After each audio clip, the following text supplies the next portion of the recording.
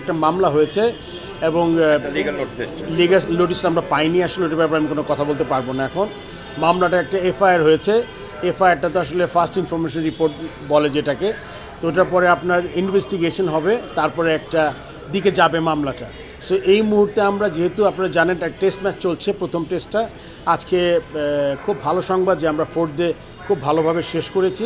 কালকে 5th day আছে এবং টেস্টের ডিসাইডিং ডে।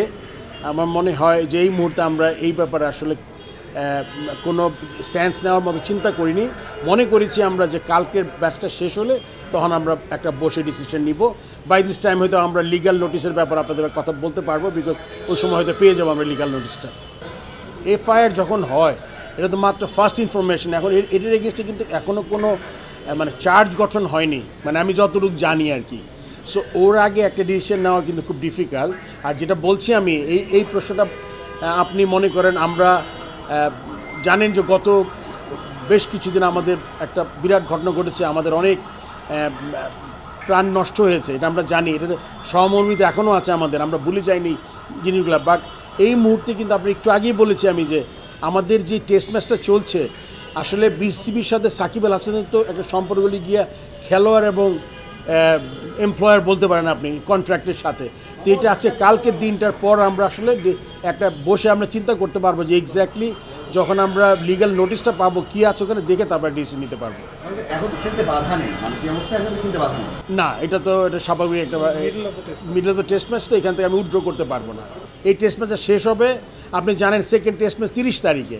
তার আগে আমাদের আছে, এর মধ্যে কথা বলবো আমরা, স্পেস আছে মাঝখানে, এই ব্যাপারে আমরা চিন্তা করব, আমাদের বোর্ডের ডিরেক্টরের সাথে আলাপ করবো তা কী করা যায় এই ব্যাপারে।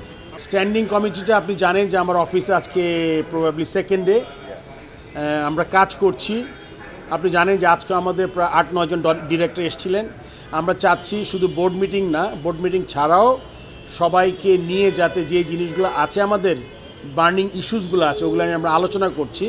এই আলোচনাটা করে আমরা খুব শীঘ্রই একটা চেষ্টা করব যে মানে অনেকগুলো তো ডিপার্টমেন্ট আছে আপনারা জানেন, তার মধ্যে থেকে ইম্পর্টেন্ট ডিপার্টমেন্টগুলো যত তাড়াতাড়ি সম্ভব ফর্ম করে দিব আমরা। তার সাথে ওয়ার্কিং কমিটি করার চিন্তা ভাবনা করছি, খুব শীঘ্রই এটা আপনারা দেখতে পাবেন।